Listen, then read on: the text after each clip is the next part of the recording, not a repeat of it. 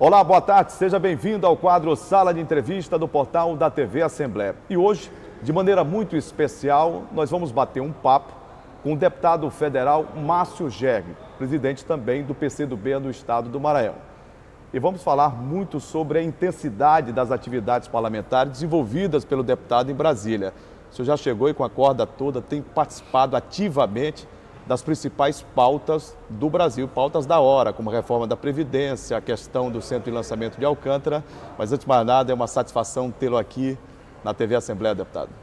Prazer todo meu, uma vez mais, poder estar aqui numa televisão que presta um grande serviço à comunicação e à sociedade maranhense.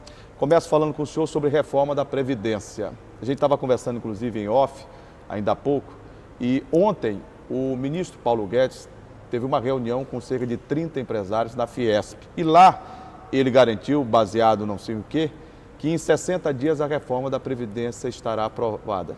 O senhor acredita nisso, deputado? O ministro Paulo Guedes se baseia apenas na soberba, na empáfia, na arrogância dele. Porque no Congresso Nacional não é desta maneira. Haverá muito debate. Essa proposta que o governo Bolsonaro apresentou, ela é muito ruim, ela é péssima. Ela só é boa para os banqueiros, ela promete tirar R$1 trilhão em 10 anos, mas ele quer fazer isso tirando dos mais pobres para colocar para os mais ricos, que são aqueles que dominam os bancos brasileiros, o sistema financeiro brasileiro.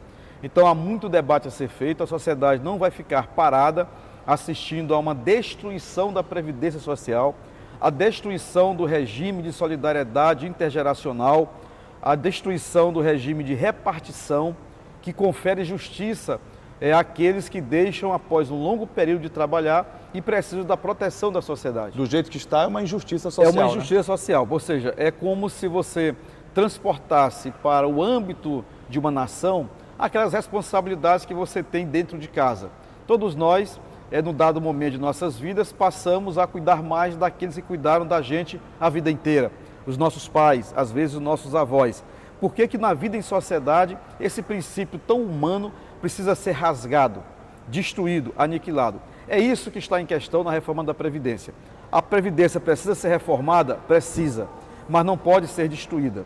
E o que o Paulo Guedes, a serviço dos setores para os quais ele trabalha, que são os setores da elite brasileira, especialmente o setor financeiro, o que ele quer é instituir um novo regime, que é o regime de cada um por si. E a Previdência por ninguém, apenas para os mais ricos. E da forma que está, deputado, massacra muito a classe trabalhadora e principalmente desconhece as realidades regionais, são peculiares de estados como o Maranhão, por exemplo. Pois é, então nós temos hoje para debater, é importante que o telespectador debata isso na sua família, no seu círculo de amigos. Primeiro, o regime da Previdência Rural. Não dá para tratar o trabalhador rural com as suas precárias condições de trabalho e de sobrevivência ainda hoje em todo o Brasil, como se fosse um trabalhador urbano. Não dá. Segundo, precisa respeitar a situação peculiar dos professores. Os professores constituem uma categoria muito importante para a sociedade, não dá também para lhes subtrair, lhes tirar direitos. É preciso olhar também com muita atenção para os idosos que vivem em situação de vulnerabilidade social, os mais pobres. É uma grosseria, é um genocídio querer acabar com o BPC. E uma outra coisa muito grave, que é o tal do regime de capitalização. Em síntese, o que significa isso? É que o cidadão e a cidadã vai entregar todo mês para um banco um recurso que ele não tem segurança se daqui a não sei quantos anos vai poder ter de volta. O regime de capitalização, implantado em mais de 20 países, foi abolido em quase todos. Aqui na América Latina, ele sobreexiste no Chile, país em que há o maior número de idosos miseráveis. Onde ele foi buscar esse exemplo, né? País em que há hoje o maior número de suicídios de idosos em idade de aposentadoria. Ou seja, existe um desalento absoluto com esse tipo de regime. Então nós precisamos pensar no agora e pensar no amanhã. É isso que faz com que define o que é um gestor público, que precisa ter responsabilidade com o agora e com o depois. Eu acho intrigante.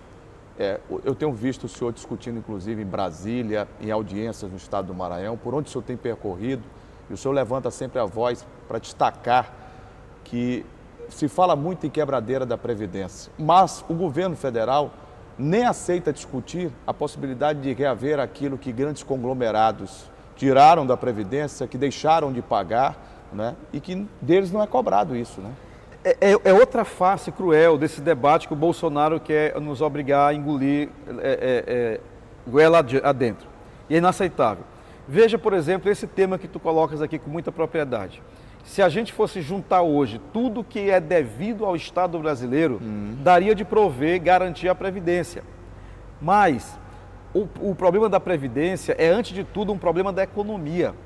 Na hora em que você tem pleno emprego, ou que você tem uma taxa elevada de empregos com carteira assinada, você tem mais recolhimento para a Previdência.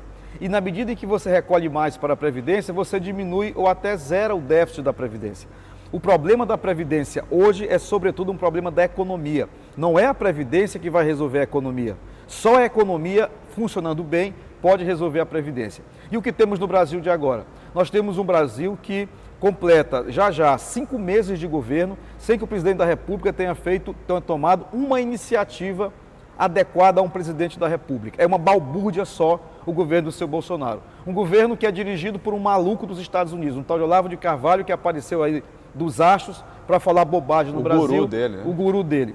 Por 3 filhos translocados. Um filho que é miliciano, sabidamente, que é o amigo do Queiroz, que é amigo dos assassinos de Marielle. Este é o Brasil real de agora. O presidente da República tem um filho, que é senador, que é o melhor amigo do Queiroz, que roubou dinheiro público, que é amigo dos milicianos, que mataram a Marielle. Um outro filho que vive no Twitter o dia inteiro, fazendo balbúrdia na República, xingando deputado, xingando senador, xingando assessor do próprio presidente. E um outro filho que vive buscando relações com a CIA, o Serviço Secreto Americano, com o Mossad, o Serviço Secreto de Israel. Enfim, é desse jeito que o Brasil está vivendo hoje, descendo ladeira abaixo, um presidente malucão, que não consegue fazer uma agenda de presidente, não consegue dar uma entrevista em que ele concatene 3 ideias. E a crise crescendo. E a crise crescendo, o desemprego cresceu, meus amigos. 14 milhões cresceu gravemente, nos últimos 4 meses também. E mais sério, cresceu o tal do desalento, que é a situação do trabalhador que nem vontade tem mais de se cadastrar num Cine, por exemplo, para buscar um emprego, porque não vê perspectiva. Então o Brasil, eu falei isso na Câmara na semana passada, o Brasil está há quase 5 meses absolutamente desgovernado. E eu não digo isso por ser de oposição. O Temer foi um péssimo governo, mas tinha governo. A Dilma, aliada nossa, teve problemas no final de seu governo com a macroeconomia, porque o mundo inteiro teve, mas tinha governo, tinha rumo, apontava o rumo para ir atrás. E hoje nós estamos nesse desalento absoluto. Agora, o que é muito grave para o Brasil. É muito grave e preocupante. Agora, deputado, outro tema que interessa bastante ao povo do Maranhão, e o governo do Estado, o governador Flávio Dino, trouxe inclusive esse debate, não só para Brasília, mas trouxe inclusive para o Estado do Maranhão, diz respeito ao centro de lançamento de Alcântara. A cidade de Alcântara e a importância dele geoespacial. Muitos seminários já aconteceram, debates continuam acontecendo. E o que o senhor poderia dizer aqui na TV Assembleia sobre esse acordo de salvaguardas firmado pelo governo brasileiro, o governo Jair Bolsonaro, com os Estados Unidos? Como é que fica a questão, por exemplo, dos quilombolas, dessas populações tão tradicionais? Como é que fica a questão comercial, inclusive? Em primeiro lugar, se Alcântara é o melhor lugar do mundo para lançamento de foguetes, deve ser, por consequência, o melhor lugar do mundo para se garantir direitos, para se viver. Então não dá de você ter um setor de ponta, lançamento de foguetes, e você ter situação de negação de direitos à alimentação, à escola, à saúde, à pavimentação, etc. Alcântara precisa ganhar, e ganhar muito, pela utilização de seu território para lançamentos de foguetes. Esse é um princípio fundamental. E é esse princípio que orienta a minha posição e do meu partido acerca desse tema. Nós somos favoráveis à utilização comercial do CLA, sem dúvida alguma. Agora, esta utilização deve, primeiro, preservar a soberania do Brasil, em segundo lugar, deve ser importante para o impulsionamento da política aeroespacial, tecnológica e científica do Brasil, e terceiro e sobretudo, deve ser importante para a comunidade de Alcântara e para o povo do Maranhão. E mais importante ainda, para os legítimos donos ancestrais das áreas em que o centro está edificado, que são as comunidades quilombolas de Alcântara. Deputado. Feitos esses pré-requisitos, eu acho fundamental que haja a utilização comercial. O acordo de salvaguardas não foi ainda encaminhado para a Câmara dos Deputados. O senhor conhece esse acordo? Eu já li a versão que o Ministério da Ciência e Tecnologia, Inovações e Comunicações passou para que nós pudéssemos examinar. Acho que, no geral, ele é um acordo bem genérico, ele não traz assim, a possibilidade em si de atentado contra a soberania nacional. Ele é um acordo como tantos outros que há no país para salvaguardar tecnologias. Eu observei muito bem. O fundamental é o que vem depois, que eu acho que esse que é o centro do debate.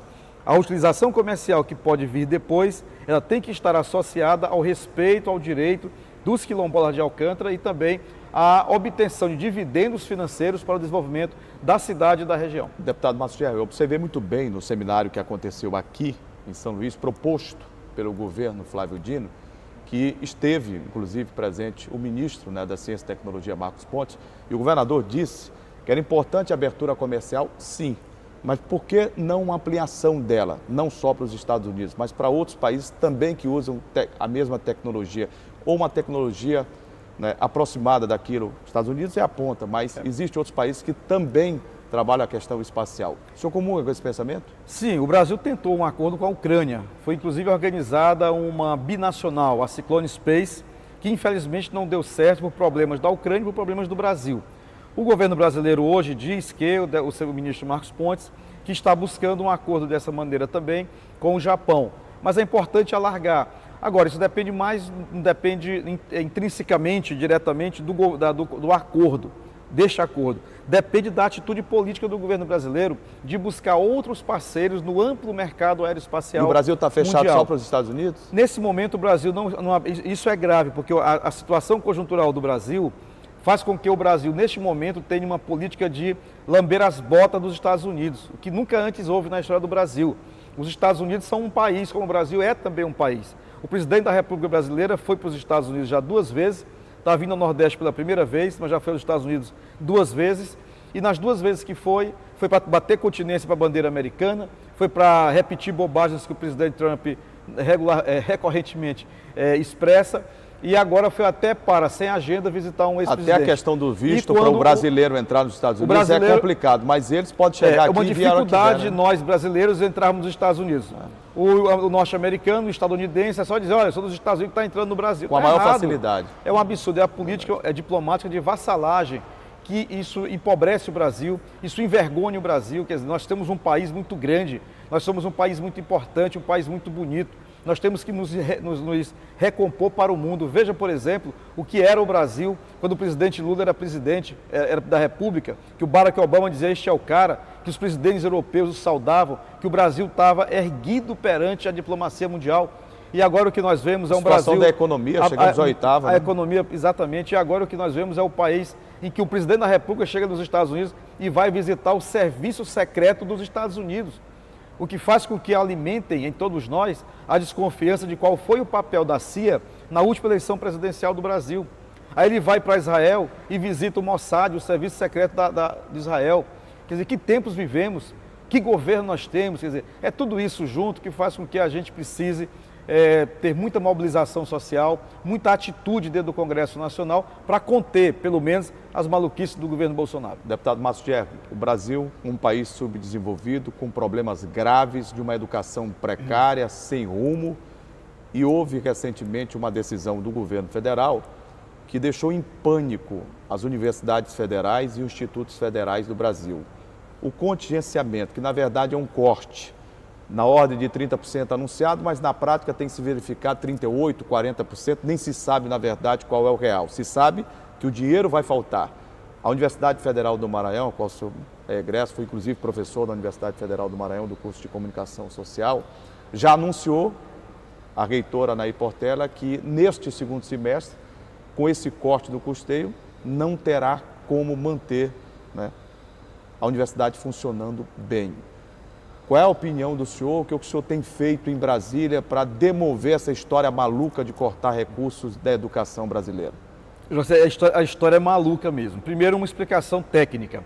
O que o governo está fazendo é tirar dinheiro, não é corte orçamentário apenas, não é fazer ali uma mudança orçamentária. O que o governo está fazendo é bloqueando recursos. Não é o remanejamento. Não é remanejamento. É tirar. E não é ajuste de contas, digamos assim, apenas formal. é uma retirada, uma subtração de recursos, de dinheiro real para o provimento da necessidade das universidades e dos institutos federais. Isso é um absurdo. O governo Bolsonaro elegeu a educação como inimiga. Isso faz com que eu diga sempre que ele é um governo das trevas, porque a educação é a possibilidade de iluminar o mundo.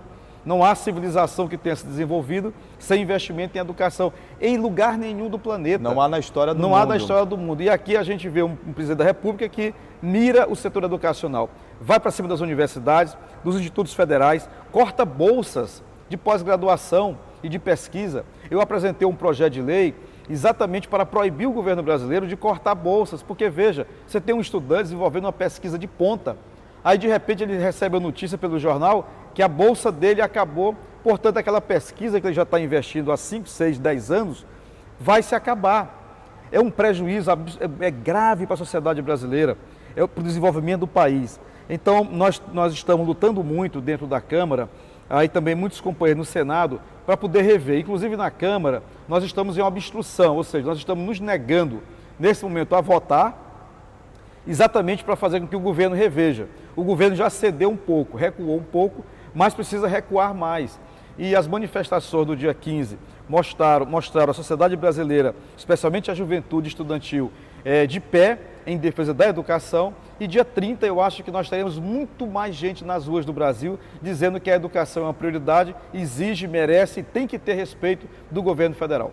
Deputado, está tramitando no Congresso Nacional uma PEC que visa reparar a diminuição de recursos que tem sido abrupta em relação aos municípios brasileiros, principalmente os maranhenses, estão sofrendo muito. Os prefeitos têm lhe procurado, o senhor tem conversado, e como é que vem sendo tratada essa possibilidade de um aumento em relação ao FPM, o Fundo de Participação dos Municípios, para que os municípios maranhenses, através de seus gestores, possam propiciar e proporcionar à população uma condição melhor de educação, de saúde, de outros investimentos? A PEC saiu do Senado, já chegou na Câmara, foi instituída uma comissão, eu integro a comissão, ao lado da bancada maranhense estamos eu e o deputado Gil Cutrim. Já participamos de 2 reuniões para organizar o nosso plano de trabalho dentro da comissão, e essa é uma medida reparadora, é uma medida que faz com que se atenue, diminua os graves problemas de relação dos chamados entes federados, União, Estados e municípios. O que tem ocorrido? Os municípios, eles vêm progressivamente assumindo novas e importantes responsabilidades com as políticas públicas. Só que essas responsabilidades novas, elas não acompanharam o provimento, a garantia de receitas, de recursos, para assegurar o atendimento dessas novas demandas. E isso precisa ser feito, claro, sempre com muita transparência, com fiscalização da sociedade, do Ministério Público, enfim, com a ampla participação da sociedade na aplicação de recursos públicos, que já é uma prática corriqueira, graças a Deus, em nosso país. E essa PEC visa fazer uma reparação, de modo que nós tenhamos um pouco mais de recursos para os municípios, já a partir do próximo ano, de modo a que nós tenhamos como diminuir um pouco essa sobrecarga que há hoje das responsabilidades sem recursos para os municípios brasileiros. Deputado, o senhor sempre foi adepto da pluralidade da comunicação, né? Como gestor público, né? Como homem ligado diretamente à política e como um político que tem um histórico em relação ao trabalho, inclusive da comunicação. Eu vi que na Câmara o senhor está trabalhando a questão de ampliação, né, de instituições como as rádios comunitárias. 5 vão ser liberadas nos próximos dias, nos próximos meses. O senhor pode falar melhor sobre isso? Nós conseguimos agora na Comissão de Ciência e Tecnologia, Comunicação e Informática, comissão que eu tenho a honra de ser o primeiro vice-presidente, nós aprovamos agora um pacote aí de mais de 50 concessões de rádios comunitárias, projetos que já tramitavam na casa, e nós aceleramos a tramitação e a decisão do coletivo da comissão. E agora aqui no Maranhão 5 emissoras, 2 aqui em São Luís, uma em Mirador, uma outra na cidade de Amapá do Maranhão e uma outra em Tufilândia. Então 5 novas emissoras de rádios comunitárias aprovadas para o estado do Maranhão. Nós temos hoje 4.888 emissoras comunitárias no Brasil. Nós precisamos alargar esse espectro e fazendo uma convergência da rádio comunitária tradicional, da antena e da emissão de ondas, com a rádio digital, né, com a internet, com o smartphone, com o celular. Serão linkadas, né? Linkando isso aí. Então, nós estamos avançando muito. A comissão, eu sei que eu participo, é uma comissão de muita importância na Câmara dos Deputados, porque ela agrega temas que são da ordem do dia. 5G, comunicação digital. Se o senhor me permite, né, para comungar com o que o senhor vem dizendo e ao mesmo tempo eu quero saber do senhor, porque há uma preocupação muito grande com o que a internet tem feito na vida das pessoas. O senhor participa como primeiro vice-presidente de uma comissão da mais alta relevância, que é de ciência, tecnologia, comunicação e informática. Como é que está a questão? Às vezes você acessa aqui, para o telespectador entender melhor, vou falar de forma didática, você acessa um blog, você acessa um site de informação e de repente tem um banner lá de determinada publicidade. Bem, você às vezes fica sem saber o que é aquilo, mas a internet sabe exatamente o que você mais lê, o que você mais tem visto, o que você mais pode ter com o poder de compra. E como é que vem sendo tratado isso? Como é que o senhor está discutindo isso na Câmara? Isso é muito... Desse modo que a internet tem feito de entrar diretamente na vida do usuário. Esse é um debate muito interessante e muito complexo e assim, como diz um amigo meu, até meio apavorante às vezes, né? E é um debate que não é fácil você explicar, tentarei resumir brevemente. Primeiro, nós vamos entrar numa nova geração de internet, a 5G. Muita gente, quando pensa em 5G, está pensando no telefone celular. Não se trata disso. Não se trata. É algo muito mais amplo, que o celular é uma pequena parte. O 5G é uma nova revolução na internet, algo só comparável com aquilo que houve do mundo analógico, do mundo pré-digital, do mundo pré-internet, para o mundo internet. Eu me lembro bem que em 1994 eu dava aulas na Universidade Federal e foi o ano em que no segundo semestre chegou o celular no Maranhão. E aquilo foi uma revolução. Ah, foi um boom, né? Anos depois, ainda na universidade, e trabalhando numa organização não governamental, eu tive contato com, aliás, naquele mesmo período, com um negócio chamado Alternex, que era um sistema de dados de uma instituição brasileira, o IBASE, que cabeava e mandava informações, e era o primeiro troca de informações de dados de maneira muito precária.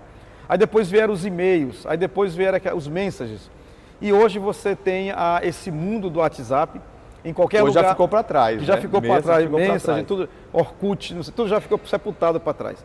E a gente vive hoje no mundo do WhatsApp, o mundo do Facebook, o mundo do Instagram, o mundo das redes sociais, das plataformas digitais. E a interação social ela é profundamente alterada por isso. Eu vou dar um exemplo bizarro, digamos assim. Às vezes você tem na porta de uma rua, de uma cidade do interior, ou num bairro de São Luís, 5 casas com 5 pessoas na porta. Cada um está com um celular à mão. Eles não estão conversando entre si, pessoalmente. Mas às vezes eles estão conversando entre si pelo celular. Às vezes você tem uma mesa grande de pessoas no restaurante, que tem lá 10 pessoas, e muitos estão trocando impressões pelo celular. Ou seja, o mundo digital transformou e está transformando o mundo social, as relações sociais. Nós vivemos aquilo que um autor chama com muita propriedade de idade mídia, né? E essa idade mídia tem uma conformação toda especial. Por bem, essa idade mídia está na iminência, está batendo as portas de uma nova e grande revolução. A briga da China, dos Estados Unidos com a China, não é uma briga só de mercado, é uma briga de influência no mundo. É uma forma na qual está inserida... Influência e domínio. E domínio, que aí é que tem a chamada guerra híbrida, que é a nova forma da guerra mundial. Ela não é uma guerra de armas, né, em escala mundial, mas ela é uma guerra por informações em escala mundial. Ao dizer que era contra a Huawei vir para o Brasil, que é uma empresa chinesa, os Estados Unidos disseram o quê? Que a Huawei, por ser do governo chinês, iria fazer espionagem no Brasil. O que isto quer dizer? Quer dizer que as empresas dos Estados Unidos que dominam o mercado fazem espionagem. E fazem.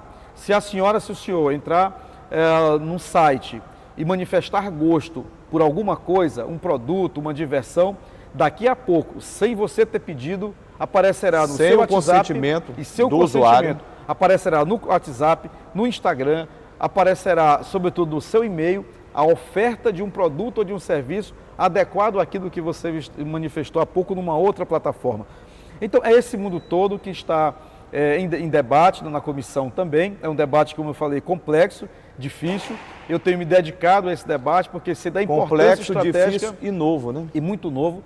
mas eu sei da importância estratégica que isso tem para a gente garantir a soberania não só do país, mas veja, a soberania das pessoas. Deputado Márcio A Gerri, privacidade das pessoas. eu vou pedir licença ao deputado Márcio Gerri para que ele saia um pouquinho, porque vai entrar agora o presidente do PCdoB do Maranhão. Pois não. Como é que o PCdoB vai se comportar nessas eleições? Não tem ninguém assistindo a gente, mas o seu nome foi ventilado, por exemplo, como um pré-candidato. O senhor depois disse, não sou pré-candidato. Mas o PCdoB vai participar diretamente das eleições de 2020, né?